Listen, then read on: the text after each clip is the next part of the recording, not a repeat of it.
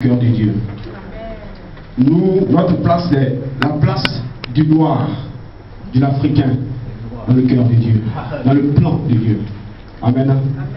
Ce matin, je vais essayer de rétablir une vérité biblique cachée par une contre-vérité coloniale. Amen. Nous avons appris à l'école que, au travers de la colonisation, la parole de Dieu nous est parvenue. Mais la Bible nous dit le contraire. Dieu, depuis la création,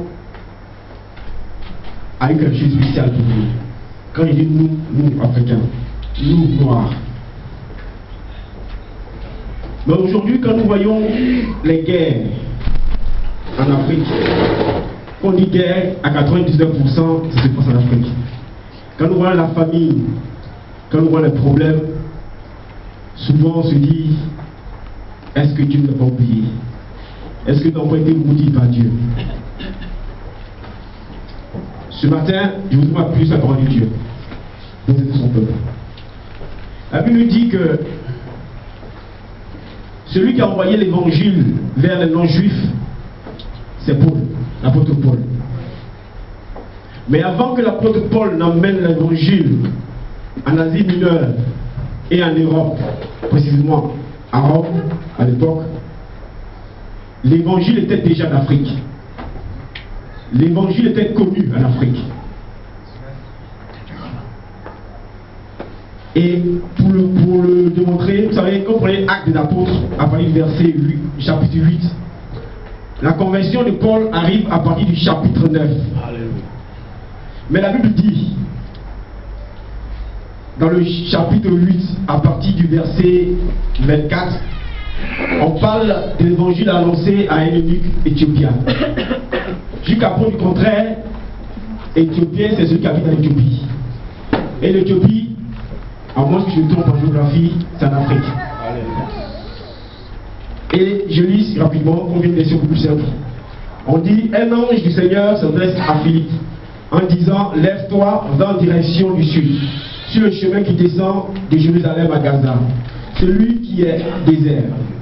Il se leva et partit.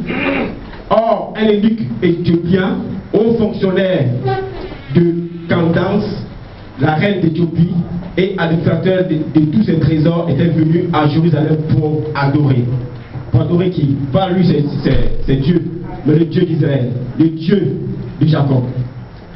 C'est eunuque éthiopien, en français d'aujourd'hui, on dira que c'est le ministre des Finances et du budget. C'est lui qui est venu, au nom de la reine, payer la dîme de son pays au Dieu qu'il adore. Mais pourquoi? C'est quoi? Les faits historiques montrent que Salomon a eu une femme africaine. Salomon a eu beaucoup de femmes. On dit qu'il a eu le tout de ce que son papa avait. Et parmi toutes ces femmes, il y avait une femme africaine, la reine de Saba. Et contrairement aux autres femmes qui ont détourné Salomon du Dieu d'Israël, parce que vers la fin de sa vie, il a fait des faveurs à ses femmes.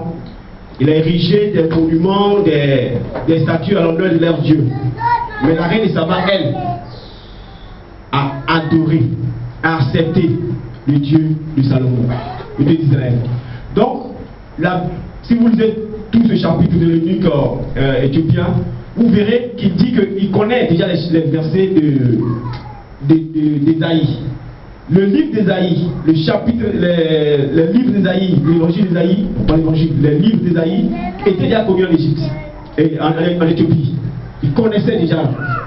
Même s'il n'avait pas cette révélation de Christ qui venait de mourir pour nous, ils avaient déjà ce qu'on peut appeler déjà la Bible en Éthiopie.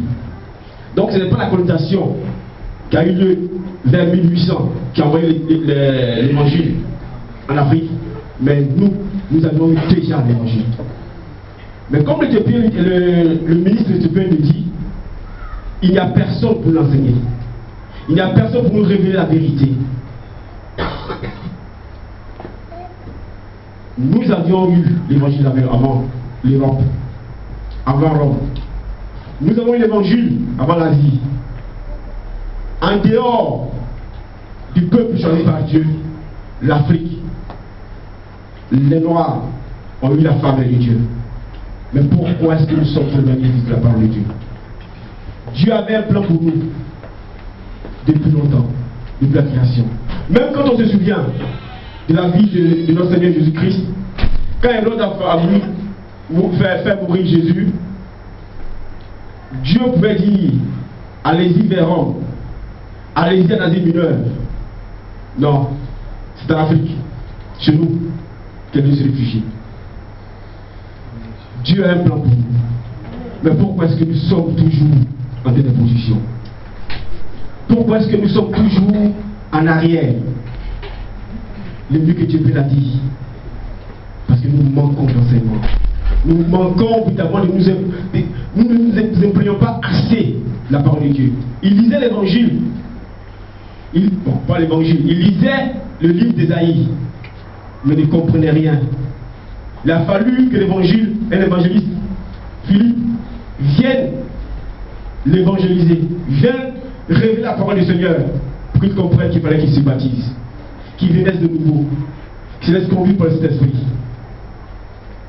Sommes-nous encore en superficie de la parole du Seigneur, ou est-ce que nous sommes décidés à entrer en profondeur de la parole du Seigneur pour reprendre notre place auprès du Seigneur, reprendre ce que le Seigneur a préparé pour nous? Bethel est une église d'Ivoiriens, d'Africains ou une église universelle?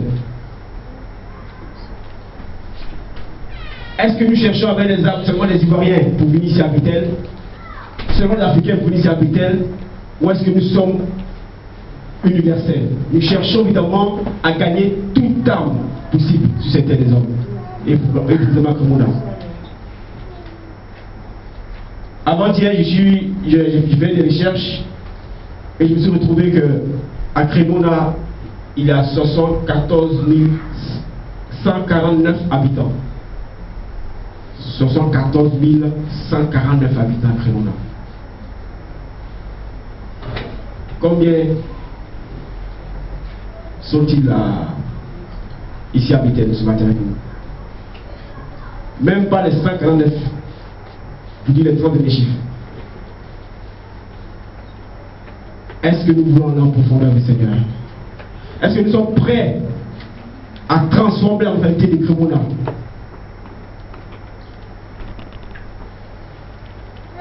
Cela est possible, nous pouvons le faire. Et il y a un pasteur nigérien qui s'appelle Bada Ajalaja, qui vit en Ukraine et qui a compris que l'Africain a une mission spéciale ici en Europe. En Ukraine, un pays difficile, mais dans son église, il a 25 000 membres. 25 000 membres dans son église. Un tiers du Cremona. Aussi bizarrement ce soir, ça fait exactement un tiers de la population du Cremona. Son secret, c'est simple. Il passe 8 heures du temps en prière avec le Seigneur par jour. 8 heures du temps de prière par jour. Nous savons tous que dans la journée, c'est 24 heures. Il y a 8 heures pour dormir, 8 heures pour travailler, 8 heures pour se distraire. C'est pour ça qu'on fait 8 heures de travail. Lui, il passe 8 heures du temps en présence du Seigneur. Après 2 ans, son église a commencé à prospérer. Aujourd'hui, il a 25 000 membres. Si aujourd'hui je demande aux anciens, prenons 8 heures du temps par semaine pour louer le Seigneur, on n'aura pas le temps. Si je demande aux diacres, prenons 8 heures de temps par semaine pour prier notre Seigneur, pour qu'il nous accompagne dans notre mission, on n'aura pas le temps. Les chantres, on n'aura pas le temps. Les fidèles, on doit travailler. Notre mari va manger, notre femme va venir de nous, on n'aura pas le temps. Tant qu'on n'aura pas le temps, notre plan, notre place pour le Seigneur, selon qu'il fallait de personne.